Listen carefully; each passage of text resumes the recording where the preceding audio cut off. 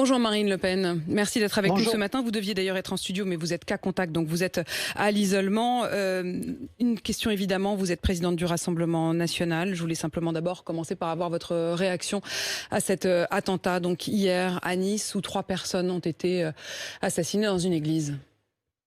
Je suis déchirée. Nous sommes tous déchirés. Tous les Français sont déchirés. Et ce qui est terrible, c'est que chaque Français n'a aucun doute sur le fait qu'il y aura d'autres attentats. Et chaque Français s'interroge sur la date de cet attentat. Si vous voulez, il y a vraiment une prise de conscience de la part des Français de la gravité de la situation. Une prise de conscience de la gravité de la situation. Est-ce que vous estimez que les décisions qui ont été prises immédiatement, et notamment le fait de renforcer la sécurité des églises et de placer la France sous alerte maximale du plan Vigipirate, est-ce que c'est des réactions qui vous rassurent ? Oui, je pense même qu'on aurait pu le faire avant, puisqu'il y a eu un communiqué qui a été fait par le ministère de l'Intérieur il y a quelques jours, évoquant un communiqué de l'agence de presse d'Al-Qaïda qui appelait au djihad individuel et qui ciblait d'ailleurs très précisément un certain nombre de lieux ou de personnes. Il ciblait les imams qui soutiennent la lutte contre l'islamisme, les lieux de culte, notamment les églises, les représentations, ambassades ou consulats de la France à l'étranger. Alors c'est exactement ce qui s'est déroulé. Donc je pense que face à une consigne islamiste de cette nature, il faut se considérer effectivement comme en danger et par conséquent prendre les mesures nécessaires à la protection de ces cibles. Les mesures nécessaires sont-elles prises aujourd'hui ? Est-ce que vous m'interrogez sur est-ce que la guerre contre l'islamisme est mise en œuvre? Je vais vous répondre non. Je suis désolée de vous le dire et encore une fois, je suis prête à avoir rendez-vous à de multiples reprises avec le ministre de l'Intérieur pour lui expliquer pourquoi je pense que les mesures qu'il a annoncées sont tout à fait en dessous de celles qui sont nécessaires. Qu'auriez-vous fait ? Qu'auriez-vous fait ?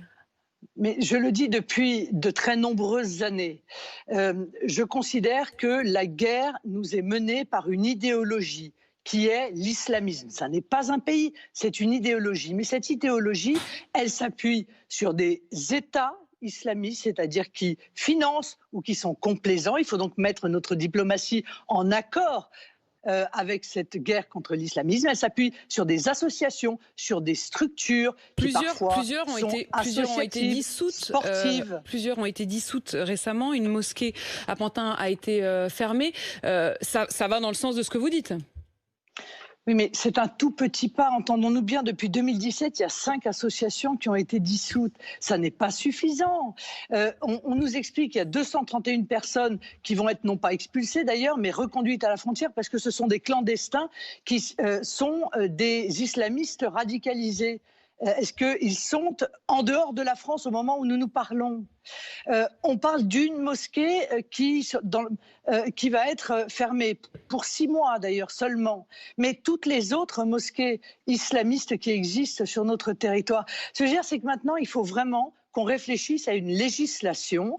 Et pour cela, il faut que nous admettions que nous sommes en guerre contre l'islamisme. Vous dites toutes législation. Les organisations, toutes les personnes, les hommes, les femmes qui font la promotion de l'islamisme, qui le financent, qui le soutiennent, qui font du prosélytisme, eh bien, doivent être judiciarisés, expulsés immédiatement s'ils sont étrangers, déchus de leur nationalité, expulsés s'ils sont binationaux et judiciarisés sur la base du texte sur l'intelligence avec l'ennemi s'ils sont français. Ça, c'est un plan qui est clair, qui me paraît pouvoir être mis en œuvre extrêmement rapidement et qui sera véritablement efficace.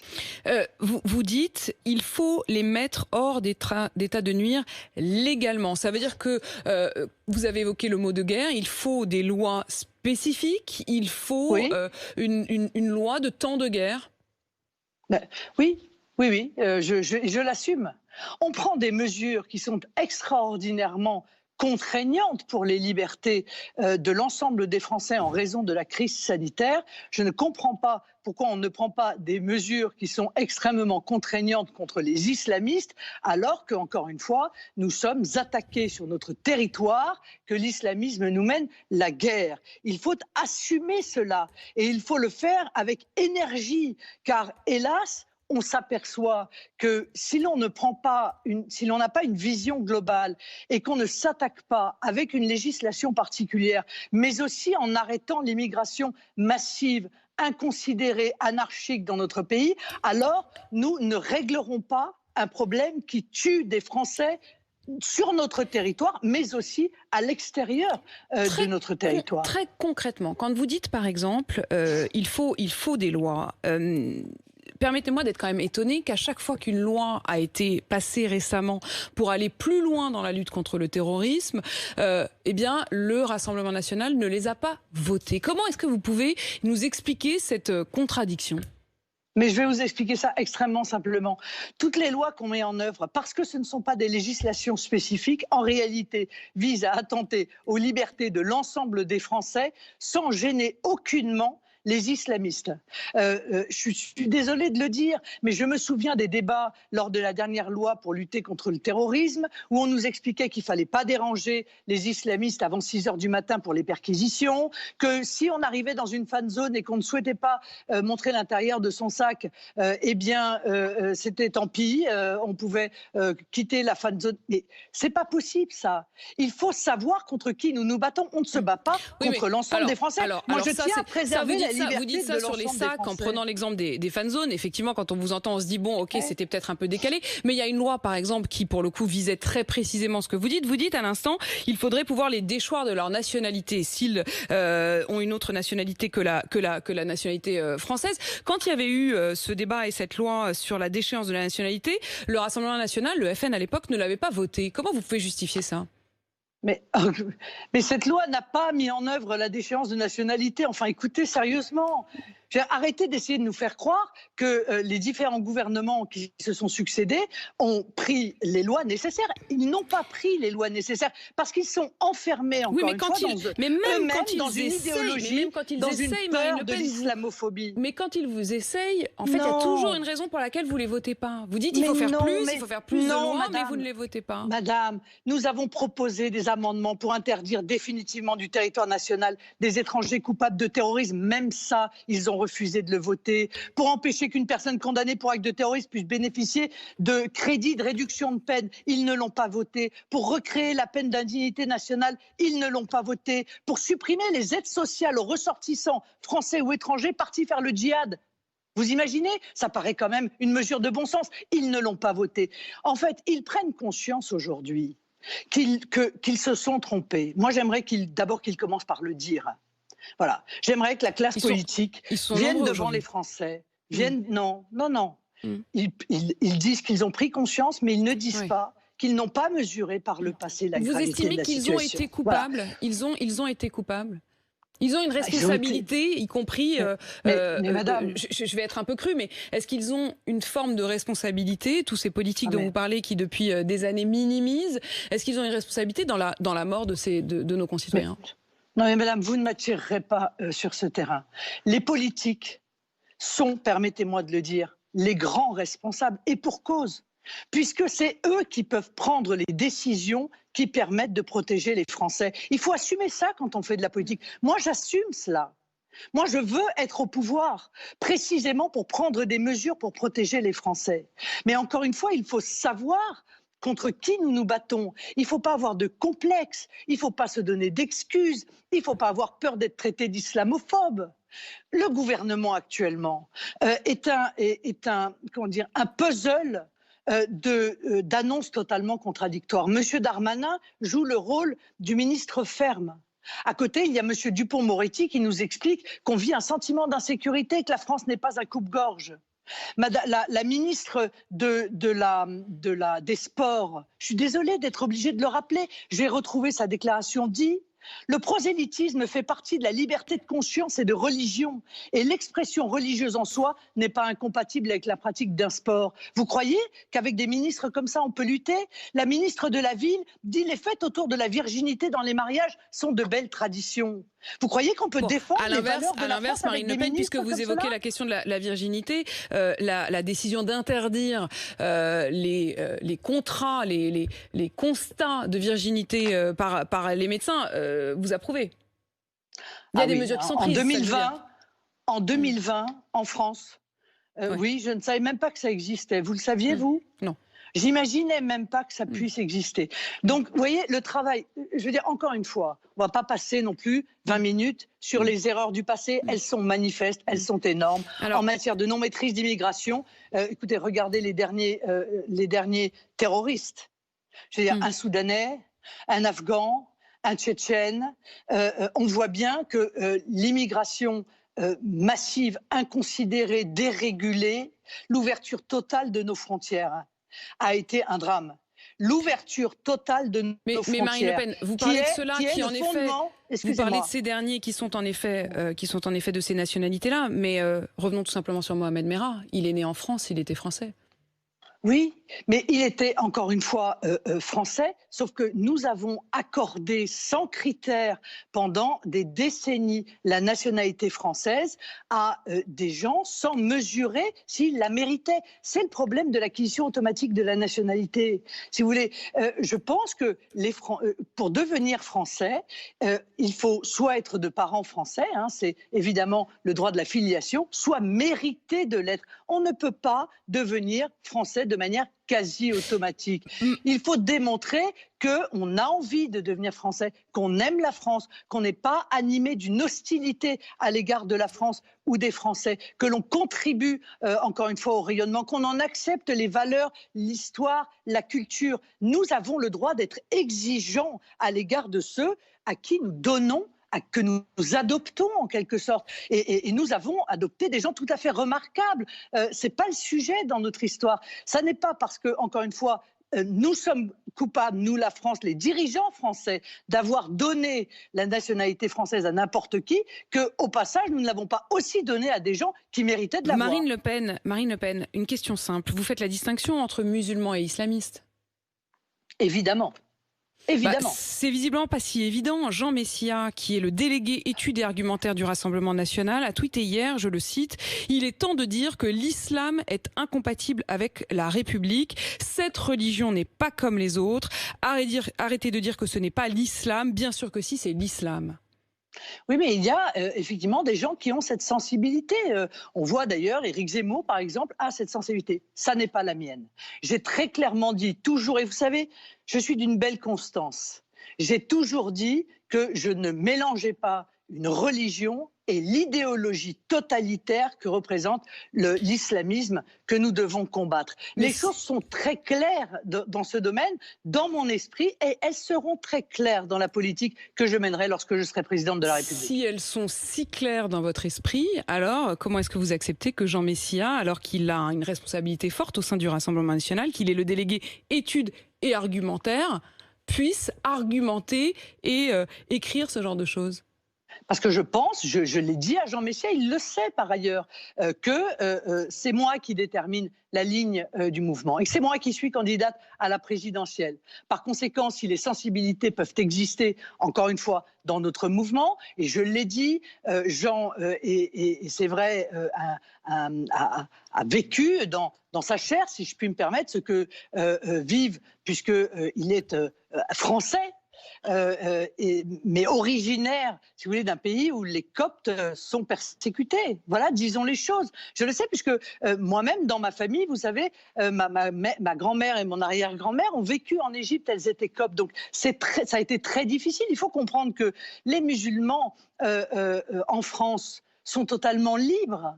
Personne ne les persécute, contrairement à la propagande que cherchent à diffuser des pays islamistes comme la Malaisie ou comme dernièrement la Turquie, ou des organismes qui devraient, et pour certains l'ont été, être dissous depuis longtemps, comme le CCIF ou comme, je le crois, l'UOIF. Personne n'est persécuté en France. Il faut supprimer l'UOIF. Mais il y a beaucoup de pays dans le monde où les minorités religieuses sont effectivement persécutées. Je reviens quand même, pardon, mais vous dites... Est-ce qu'il faut, dissoudre l'UOIF? Enfin, oui. Vous dites, il y a l'UOIF dont vous parliez à l'instant, pardon.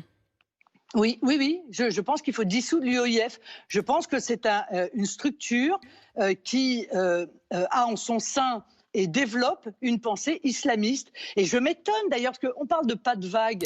Aujourd'hui, tout le monde s'agite, mais enfin, on a laissé des choses inadmissibles se dérouler dans notre pays. Est-ce que vous savez quand même que le CCIF et l'UOIF ont refusé d'être auditionnés par la commission d'enquête sénatoriale sur la radicalisation islamiste?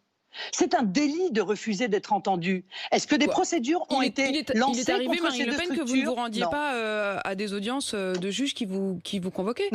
Mais madame, écoutez, excusez-moi, mais ça n'a strictement rien à voir. Moi, je n'ai jamais violé la loi. Jamais je n'ai violé la loi. Non, mais vous dites c'est un délit de ne pas se présenter devant un juge, vous en tant que responsable politique. Non, madame, non. Écoutez, si vous ne connaissez pas le sujet, n'en parlez pas.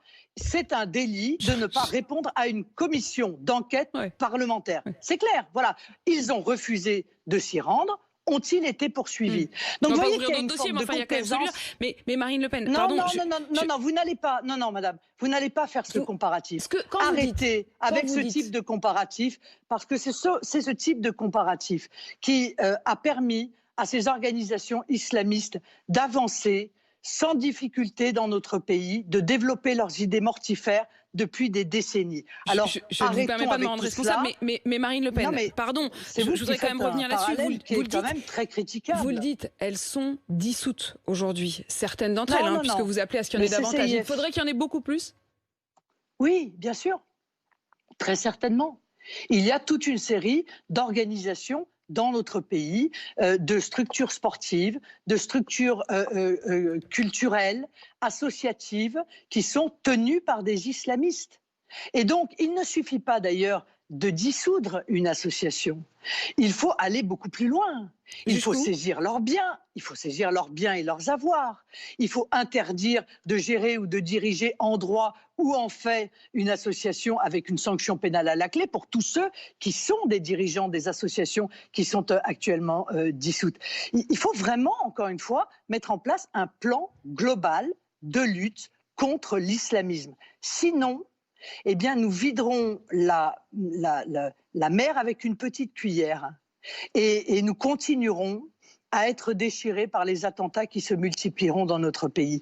Nous continuerons à voir remettre en cause à l'école, dans le sport, dans les associations, mais aussi dans un certain nombre de mairies, la laïcité, les valeurs de la République française. Marine Le Pen, il y a une autre épreuve que traverse la France, c'est la lutte contre le coronavirus. Je voudrais quand même d'un mot qu'on en reparle de ce confinement. Vous disiez tout à l'heure, il faut assumer le fait d'être politique, c'est aussi savoir trancher. Hier, il y avait ce débat sur le reconfinement. Vous n'y avez pas pris part. Vous n'avez pas pris part au vote. Non, comme les Républicains par ailleurs, et pour une raison simple, c'est que nous contestons formellement la manière dont tout ceci s'est déroulé. Enfin, soyez conscients que nous sommes des députés, nous représentons le peuple français. Si vous n'êtes pas d'accord, pourquoi vous ne votez pas contre dans ces cas-là? Non, mais madame, écoutez-moi. Nous n'avons pas pu amender ce texte. C'était une simple déclaration. Les mesures avaient déjà été décidées et annoncées par le président de la République. Donc nous analyserons ce texte demain. Le Sénat est en train de le faire. Il vient de passer un amendement que je trouve très bon, permettant au préfet de réouvrir les petits commerces s'il considère que la situation sanitaire le permet, puisqu'aujourd'hui la grande distribution bénéficie totalement de ce confinement. Mais une déclaration d'intention de la part du gouvernement qui vient nous dire « Est-ce que vous avez confiance en nous ? Est-ce que vous avez confiance en nous ?» Non, nous n'avons pas confiance dans le gouvernement. Nous pensons qu'il a mal géré cette crise sanitaire. Nous pensons que la France est dans une situation très difficile. Vous pensez vraiment, quand vous regardez à l'étranger, la difficulté dans laquelle sont tous les gouvernements, tous nos voisins, que vous l'auriez géré mieux? Oui, je le crois, oui. Oui, oui, je le crois. Je vous le dis très sincèrement, dès le mois de janvier, j'aurai maîtrisé nos frontières, ce qui n'a pas été le cas et ce qui n'est même pas le cas encore aujourd'hui. Les frontières Oui, intérieures de l'Union européenne. Ouais. oui, bien sûr, les frontières intérieures de l'Union européenne. Oui, j'aurai encore une fois immédiatement mis en place un plan pandémie qui n'existe pas. J'ai fait toute une série de propositions au gouvernement pendant toute cette crise sanitaire. Pas une seule n'a été mise en œuvre. J'aurai ouvert des nouveaux lits. J'aurai contacté les anciens personnels soignants pour être sollicités dans le cadre notamment de cette deuxième vague. J'aurais soutenu le développement d'une production nationale d'appareils de réanimation, d'écouvillons, d'analyse de PCR, ce qui n'a pas été le cas. J'aurais évidemment annulé les charges sociales et fiscales qui sont aujourd'hui réclamées aux TPE-PME à raison du premier confinement. J'aurais fait les choses effectivement radicalement différemment. Mais la situation de la France est bien pire que celle de nos voisins, contrairement à ce que nous racontent nos dirigeants. Le taux de contamination par million d'habitants est bien plus important en France, y compris que dans des très grandes démocraties, non seulement européennes, mais extra-européennes. Il est 8h54, Marine Le Pen. Merci d'avoir été mon invitée ce matin. Et donc, voilà, une des illustrations, puisque vous êtes cas contact et donc à l'isolement en attendant d'être testé. Merci d'avoir été sur RMC et BFM TV. Il est 8h54.